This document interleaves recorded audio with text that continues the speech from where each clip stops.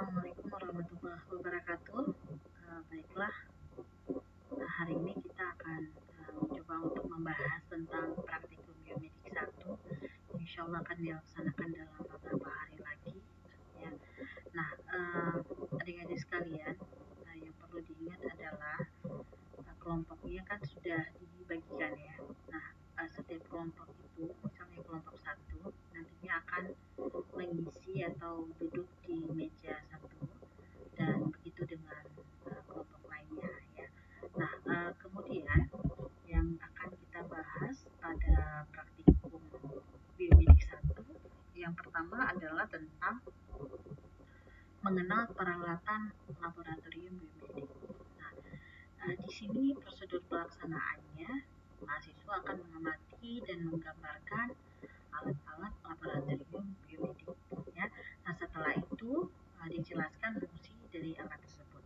Nah, yang pertama mahasiswa menuliskan hari praktikum dan tanggal praktikum. Nah, kemudian jangan lupa tuh di awal di logbooknya ya langsung dituliskan nama ya serta NPM mahasiswa. Selanjutnya, adapun alat-alat yang akan kita gunakan yaitu terkait misalnya paket kelas ya, kemudian ada beberapa alat lainnya seperti pipet tetes ya, dan beberapa alat lain misalnya lagi Erlen Meyer, corong kaca, gelas ukur ya, dan mortar atau stempler itu juga kita gunakan. Nah, pertanyaan yang pertama ya, yang boleh dijawab di kolom komen oleh mahasiswa, apa sih gunanya beker gelas ya. Nah, kemudian juga apa sih gunanya Erlen Meyer, corong kaca, gelas ukur, pipet tetes, mortar, dan stempler. Nah, itu boleh dijawab oleh masing-masing mahasiswa. Nah, kemudian di saat nanti di ruangan praktikum, maka di setiap meja itu akan diletakkan alat-alat yang akan diamati ya, peralatan laboratorium. Nah, mahasiswa tugasnya menggambar dan memberikan keterangan. Nah, untuk gambar di sini mahasiswa boleh menggunakan pensil warna untuk membuat gambar itu menjadi lebih bagus ya. Nah, kemudian nanti disertai dengan keterangan. Selanjutnya di hari itu juga nanti akan dikumpulkan buku ya, buku logbook untuk dinilai, sehingga nilai ini nanti akan diakumulasikan untuk menjadi nilai praktikum biomedik 1. Nah, selanjutnya untuk praktikum biomedik 2 ya, biomedik 1 praktikum yang kedua ini adalah teknik penggunaan mikroskop, di mana prosedur pelaksanaannya mahasiswa akan mengamati dan menggambarkan mikroskop. Kemudian ada kaca objek dan kaca penutup. Nah, selanjutnya mahasiswa mampu menjelaskan kembali teknik penggunaan mikroskop. Sama juga seperti praktikum 1, dituliskan hari dan tanggal. Nah, kemudian nanti digambarkan mikroskop ya. Nah, selanjutnya mahasiswa menggambarkan kaca objek dan kaca penutupnya. Nah, di sini boleh juga digunakan pensil warna untuk mewarnai gambar sesuai dengan aslinya. Nah, kemudian untuk selanjutnya nanti ada penjelasan kolom lanjutan tentang teknik penggunaan mikroskop. Jadi mahasiswa boleh menjabarkan bagaimana menggunakan mikroskop itu dari awal sampai dengan akhir ya. Nah, nanti juga akan diterangkan penggunaannya oleh dosen. Oke, di praktikum ketiga mahasiswa akan menguji amilum. Nah, di mana bahan praktikumnya itu harus disediakan oleh mahasiswa atau membawanya dari rumah ya, di mana ada 3 bahan ya, boleh membawa misalnya nasi sedikit saja, tidak perlu banyak, kemudian kentang rebus ya, atau misalnya oat ya, atau misalnya ada ubi rebus boleh. membawa 3 bahan ya, yang termasuk karbohidrat, roti juga boleh. Nah, kemudian nanti dihancurkan bahan itu ya di dalam cawan petri. Setelah itu didokumentasikan, atau boleh juga nanti digambarkan ya, kalau mau didokumentasikan nanti untuk laporan akhir ya. Nah, ini gambar pada saat praktikum, ini untuk logbook digambarkan bagaimana awal dan bagaimana akhir. Jadi sebelum ditetes dengan lugol ya, dan setelah ditetes dengan lugol. Jadi nanti dilihat bagaimana hasil yang terjadi setelah dilakukan penetesan dengan 5 tetes solutan lugol ya. Selanjutnya untuk praktikum yang keempat yaitu sistem muskuloskeletal. Prosedur kerjanya pertama amati pentol rangka manusia yang ada di laboratorium. Kemudian gambarkan secara keseluruhan rangka manusia dan gambarkan juga serta beri keterangannya. Kemudian selanjutnya lengkapi keterangan gambar untuk bagian rangka tersebut. Kalau misalnya kesulitan untuk melihat keseluruhan rangka manusia, boleh membawa gambar rangka yang memang sudah jadi, nanti tinggal digambar ulang di buku logbooknya. Tapi gambar ini memang harus sesuai dengan apa yang diterangkan nantinya oleh dosen. Nah, ini adalah gambar-gambar yang sudah ada di buku logbook kalian ya. Nanti kalian tinggal mengisikan nomor 1, 2, 3 dan seterusnya sampai dengan selesai sesuai dengan urutan yang ada di gambar. Nah, ini juga nanti harus dikerjakan dan ini tidak boleh diisi di rumah ya. Jadi kalau memang mau ditulis di rumah, tulis di kertas lain, nanti baru bawa ke lab ya, kemudian baru diisi di lab ya. Nah, untuk praktikum kelima, kita akan mencoba mengukur tekanan darah.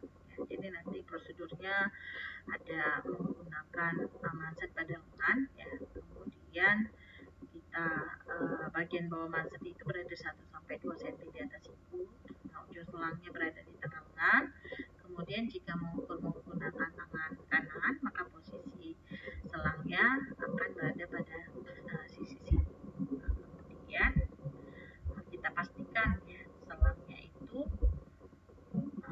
antara manset dan alat tensinya tidak tertinggi atau terjepit. Kemudian kencangkan manset, nilai tekanan darah lengan kanan dan kiri dapat berbeda. Jadi baiknya gunakan lengan yang sama untuk setiap kali melakukan pengukuran. Terus juga hari dan tanggal. Kemudian probandus ini adalah praktikannya. Jadi nama mahasiswanya ditulis. Misalnya satu kelompok itu ada 5 orang. Maka tulislah nama mahasiswa 1, mahasiswa 2, 3, 4, dan 5 dan seterusnya ya. Nah, kemudian ini pengukuran darahnya, tekanan darahnya kita menggunakan desimeter digital dengan merek Omron. Nah, jadi otomatis nanti di bagian monitor ya itu akan terdetek TDS atau tekanan darah sistol dan tekanan darah diastolnya. Nah, itu juga ditulis dan keterangan. Kalau memang praktikan ini hipertensi atau tekanan darahnya tinggi, maka ditulis keterangan hipertensi ya, dan seterusnya. Atau misalnya normal buat normal. Nah, untuk praktikum ke-6 ini tentang penggolongan obat. Nah, mahasiswa diminta untuk mengamati beberapa sampel obat yang telah disediakan, identifikasi farmakokinetik dan farmakodinamik obat tersebut. Nah, nanti di laboratorium akan disediakan beberapa sampel obat. Nah, setiap kelompok ya, atau setiap meja akan diberikan sampel obat yang berbeda, sehingga nanti mahasiswa menuliskan nama obatnya, bagaimana farmakokinetiknya dan bagaimana farmakodinamiknya, itu ditulis juga pada lembar logbook. Nah, itu untuk logbook ya. Nah, kemudian kita akan coba melihat bagaimana sih penulisan laporan akhir ya untuk mata kuliah. Jadi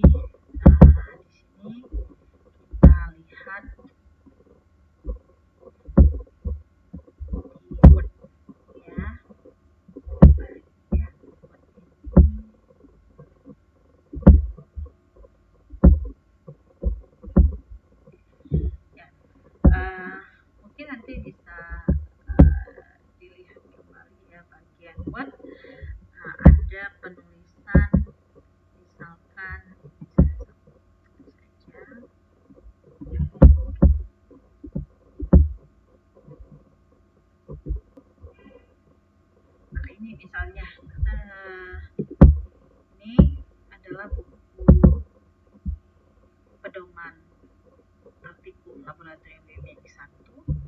Nanti seperti ini ya. Kemudian penyusun dan alur yang harus ditulis oleh mahasiswa ya,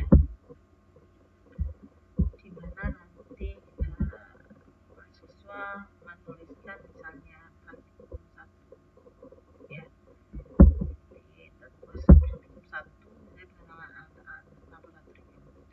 Nah, kemudian ada deskripsi praktikum. Nah, praktikum ini merupakan kegiatan dilaksanakan mahasiswa secara rutin. Nah, itu harus dituliskan ya. Nah, kemudian ada tujuan praktikum pengenalan alat laboratorium. Nah, ada landasan teorinya. Jadi nanti mahasiswa menuliskan landasan teori tentang pengenalan alat-alat praktikum ya. Kemudian ada ruang lingkupnya. Kemudian lanjutan ada persiapan praktikum, apa aja yang harus dilakukan. Nah, kemudian ada prosedur kerja pelaksanaan praktikum ya. Nah, kemudian buat daftar referensi gitu, seperti ini ya. Nah, selanjutnya untuk praktikum 2 pengenalan mikroskop. Nah, itu juga sama ya. Jadi ada deskripsi, ada tujuan, ada landasan teori, ada ruang lingkup praktikum, ada persiapan praktikum, ada alat dan bahan, kemudian ada prosedur kerja pelaksanaan praktikum ya, kemudian ada lembar hasil kerja atau lembar checklist ya. Nah, itu dan daftar referensi. Dan itu yang harus dibuat oleh mahasiswa ya.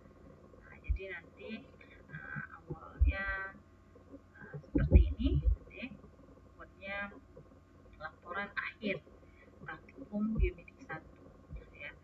Kemudian penyusun kelompok 1 misalnya meja 1 ya, atau kelompok 1, nama buat nama mahasiswa, program studi kesehatan masyarakat ya, kemudian tahun 2022 ya. Jadi itu saja yang harus dipersiapkan mahasiswa untuk praktikum 1, 2, 3 ya. Ingat harus menyediakan karbohidrat, kita mau uji amino. Nah, kemudian ada beberapa hal juga yang harus ditanyakan ya sebelum pelaksanaan. Misalkan tadi sudah beberapa ya. Kemudian untuk mikroskop, apa fungsi mikroskop? Nah, fungsi mikroskop untuk apa? Nah, kemudian juga kalau untuk obat, apa itu farmakodinamik? Apa itu farmakokinetik? Ya. Nah, selanjutnya untuk pengujian penggolongan obat sudah.